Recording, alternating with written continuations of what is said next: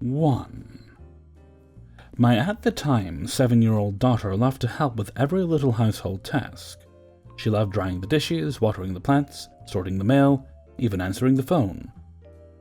So whenever I'd have to take her to work with me, or out on a boring errand, I'd try and find some small job for her to do to keep her occupied and feeling a valued part of things. For example, if we were at the grocery store, I might suggest she help the clerks by turning all the cans so their labels faced right side out, etc. And what was really helpful is that it allowed me to finish up the tasks much more quickly. So when I picked her up from school one day, I had to run to a home goods department store and grab a few things for an urgent repair. She was getting restless, so I parked her in the plumbing department and said she would be helpful to the store by going through their big row of pipes and returning the mismatched ones to their proper holders. Her dad's a plumber, so she knew all about which ones went where. Off I went to finish up a few paces over. I was occupied for all of 10 minutes and periodically peeked over to see how she was getting by. She had moved on from the pipes after a bit and was checking out other products and seemed entertained enough. So I take a couple minutes more and all of a sudden I hear, "Associate, aisle 14, please. We need an associate in aisle 14, in a young, chipper 7-year-old voice. I dash back to the plumbing section and she's nowhere to be found. Then I hear, "It seems we have a birthday in the store. Happy birthday to Nicholas Manikowski." In her unmistakably enthused twang she took on when talking about something as exciting to her as birthdays. It was the most enthusiastic announcement this big box store probably ever heard. It brought on some clapping and whooping from shoppers that made it hard to discern the location of the box, but I could just barely pick out where the PA was coming from. By the time I got there, my daughter was engrossed in conversation with a young couple. Not young like 7, young like 25, and was gesturing animatedly at a set of sink fixtures. I thought maybe she was asking them for directions to where I might be shopping or something, but instead I hear, "Oh yeah, you'll want the chrome extender. You'll never sweat the dishes again, and it's such a centerpiece in the room. This store also offers extenders in copper and—" I tapped her on the shoulder, unsure of why she was chatting up these shoppers about faucet add-ons, figuring she'd be relieved to see I'd found her. Instead, she whips around and goes, "Excuse me, Mom, I'm with a customer," and turns right back to her discussion. So I throw my hands up and just hover in the background, waiting to see how this all shakes out, because if I already knew anything about my daughter, it's that when she's decided to do something, it's happening one way or another. She continues talking with these two morons, unfazed by her age, about the sink, answering their questions and making suggestions. At first I was flabbergasted by the fluidity with which she was generating these seemingly accurate responses, and wondering if she was sitting up at night watching the Home Improvement channel or something. But I soon recognized the lines. She was parroting her father's sales pitch from work, with some of her own editorials mixed in. He advises people on fixtures all the time, and his firm got a kickback if he could convince clients to buy from their supplier. The more add-ons the better, so she was laying it on thick. The couple left agreeing to purchase a whole new sink. If I didn't have to rush out to get another child from daycare, I would have badgered the store for a commission check. When my daughter wrapped up with her customers, I asked her what all had just happened. She explained that while she was sorting the pipes, people kept coming up and asking her for advice. I guess I looked smart. It took me a minute to figure out what had happened, because plenty of people who are actually of age to work in the place have been kneeling down rifling through the pipes, and they aren't mistaken for workers. I've certainly never been. It wasn't until checkout that it hit me. On this particular day, her class had gone on a field trip to put on a presentation day or something, in which all of the children had to wear official name tags the teacher had drawn up for them. She was especially proud of hers and kept it right in the middle of her shirt. It was indistinguishable from the ones the employees had on their vests, just a standard red and white, "Hello, my name is blank." People were on such autopilot that they didn't process her age, or were so impressed by her unprecedented knowledge of plumbing goods that they set it aside. She confirmed that she knew exactly what to recommend from going to work with Dad. I asked how she ended up manning the PA system, and she explained another employee who'd seen her helping the store customers realized how helpful she could be, so asked her to make an announcement just like I had asked her to help sort those pipes, and she was happy to lend a hand. I asked how she knew how to operate the PA system, and to my chagrin, she explained her older sister jumped on the PA system wherever she and her friends came to the department store, She often babysat and ran errands for me. So that was a good data point to have. And she added that someone she'd helped with a fixture decision had mentioned how he was remodeling his house for a 50th birthday present to himself. And she always loves when the bowling alley announces birthdays. So she wanted to try and get the practice started everywhere with the capacity for announcements. And wasn't that a great idea? So she most certainly did not work there, but she was just as helpful as those who did. And I guarantee she had twice as much fun. 2. This is probably close to 20 years ago when I was working in a deli and a supermarket. There was usually 2 to 5 of us working back there, as it could be relatively busy depending on the day and time of day. It was a pretty average day, and maybe a little on the slow side, but I recall 2 women approaching the counter, and as I always did, put on a decent smile and asked how I could assist. The 2 ladies were middle-aged, at my best guess and recollection, and it seemed one of them was there to order and the other was possibly just providing company. The customer spoke to me very politely and gave me a list of about 6 various lunch meat and cheeses that she needed, before turning back to her friend and engaging in conversation that I either don't remember or was too low in volume to hear at the time. I'm not in the habit of paying attention to others' business. As it were, I'm not actually sure if she told me how much of each item she wanted, as I was repeating all 6 in my head to make sure I remembered each one. As I was placing the first on the counter, I decided to walk back to the counter and verify just to be sure. Apologies, was that a half-pound of everything? I asked. She only half-turned to me and muttered with an affirmative and an accompanying nod and dismissive flick of her hand while her friend made a little more eye contact with me. That was loud enough for me, and I went back to work. Cut each item one by one for the customer and lined them up on the counter for her one by one. I finished slapping the last sticker after weighing the last item and asked if she was sure there wasn't anything else I could assist with. This is where a fairly normal interaction went a little crazy. She picks up the first one and looks at it, and slams it on the counter and picks up another to look at it. And then she started screaming at a volume that could easily be heard across the entire store. "I said I want a pound of everything!" I was pretty stunned, and imagine I stood there blinking at her for a couple seconds before I was able to respond, explaining that I'd been unsure and even asked her again before I started slicing. Apparently, this wasn't what she wanted to hear, because she got louder and started stamping her feet, repeating over and over that she wanted a pound of everything, and that I had asked her no such thing. Well, I kind of stood there like a deer in the headlights. The other 2 I was working with just kind of stared in shocked silence as well, having little idea about what was going on.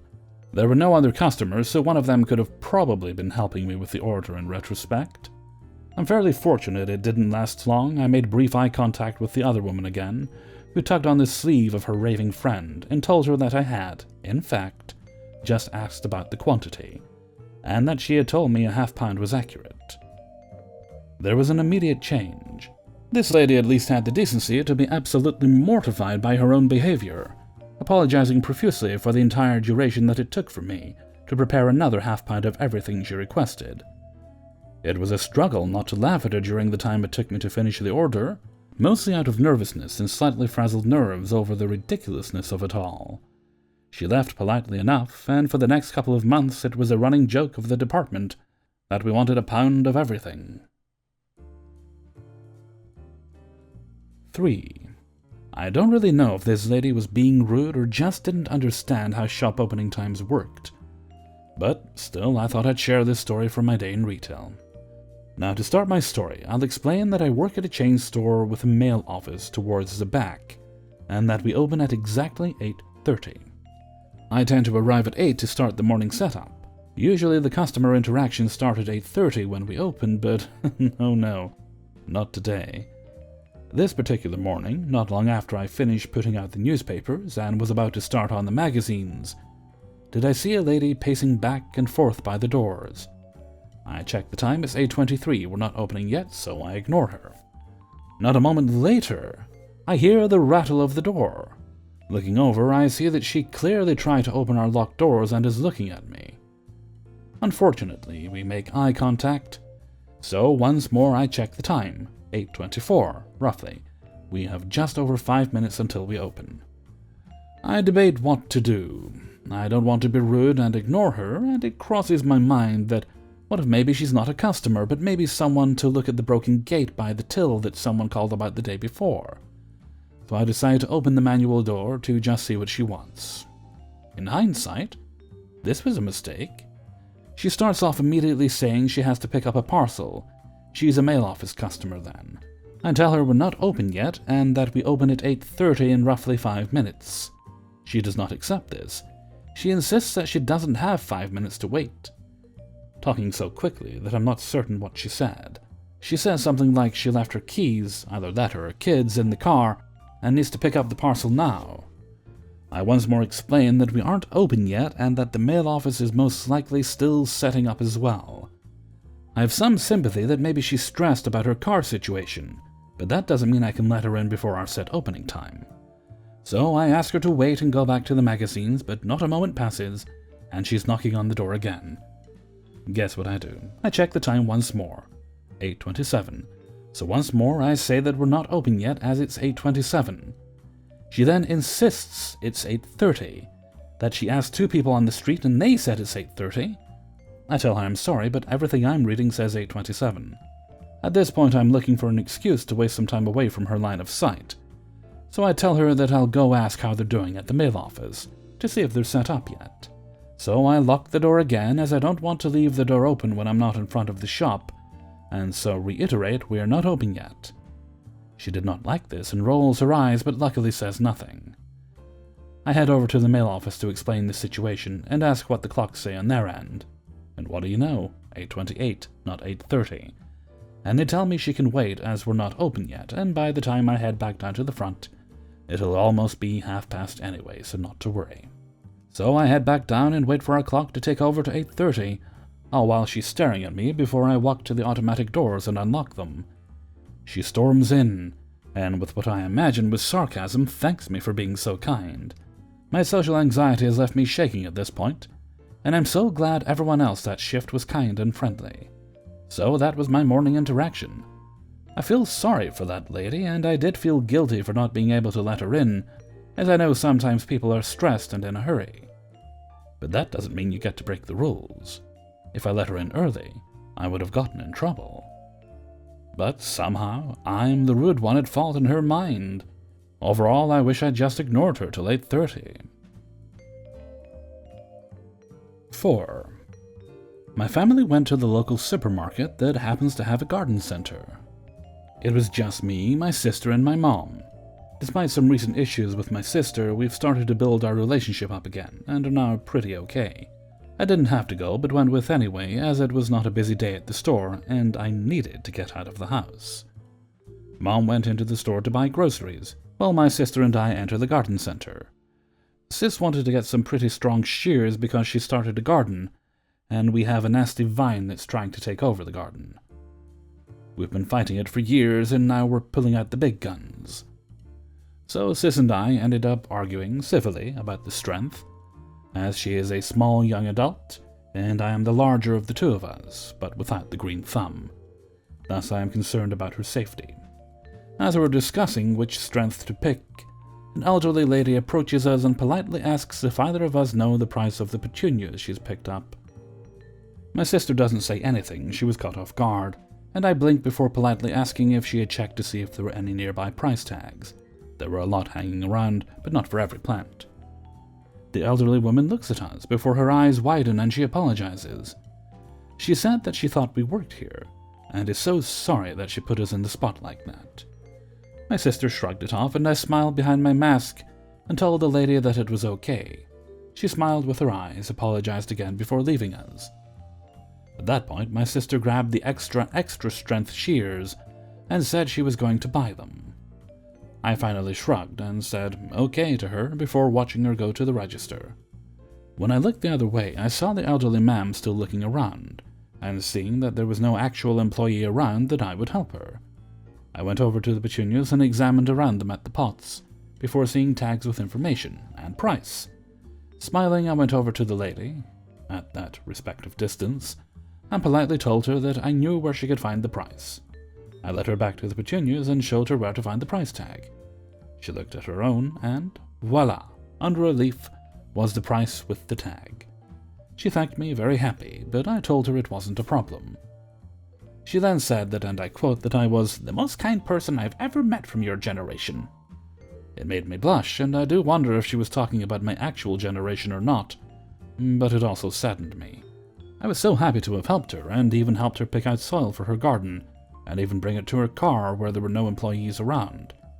It felt great to help her, but it upset me that there was literally no one around to help. If my family hadn't come then, she may have waited hours to get help. So that's my wholesome I don't work here story. It just upsets me that there weren't any employees there to do their job. By the way, there were no job postings for the garden center. They should have had employees. And when I did see a garden center employee, as denoted by their unique uniform, he was wasting time in the far back area on his phone. I left a complaint at the desk, then went over, asked the guy if he was on duty, got stared at, and then he asked me if that mattered. Let's just say I gave him a piece of my mind. Moral of this story is someone needs help. Even for finding the price of something, help them. It's polite. And if you're an employee, do your damn job. 5. I work at an auto parts store, Freezer Auto Parts. We sell auto parts. Sounds simple enough, though some people require a little help with that concept. One day, a few years ago, we received an amazing number of calls from such people.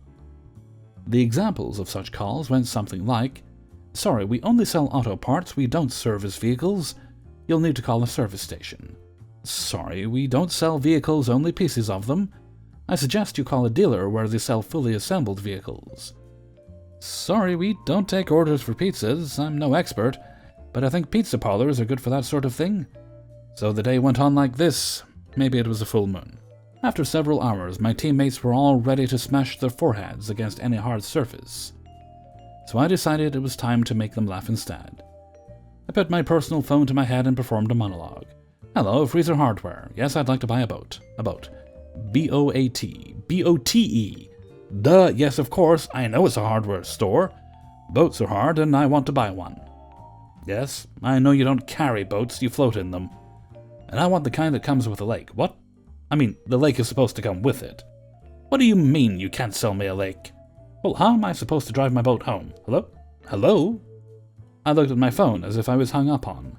My boss was doubled over with laughter. I continued. Well, that was rude. I know. I'll call Freezer Auto Parts. They can help me. And for real, I called our store.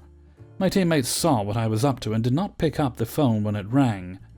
My boss, however, did not catch on to what I was doing, even though I was right next to her, and choked back her laughter before answering the phone.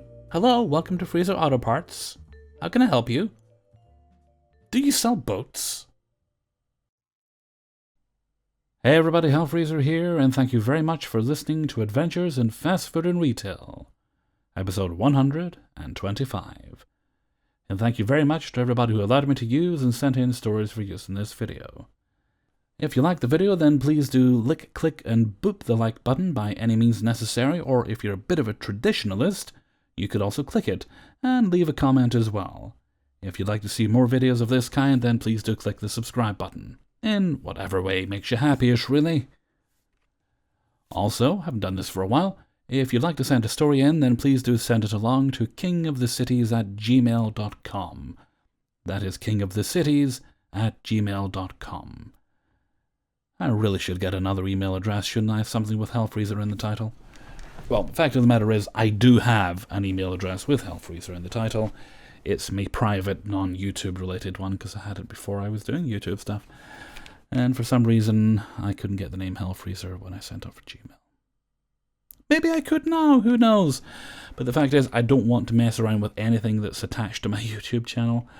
I only very recently, although I had the option to take it for ages, I only very recently took the custom Hellfreezer URL, so I began using that when linking people to the channel. But I was very nervous about doing that until recently. Thankfully, it doesn't replace it doesn't seem to replace any of your existing URLs. It just gives you the option of having a custom one. It's a lot less confusing when I'm contacting people for stories, And, the address says Hellfreezer instead of King of the Cities. That all comes from an old comic book called The Authority.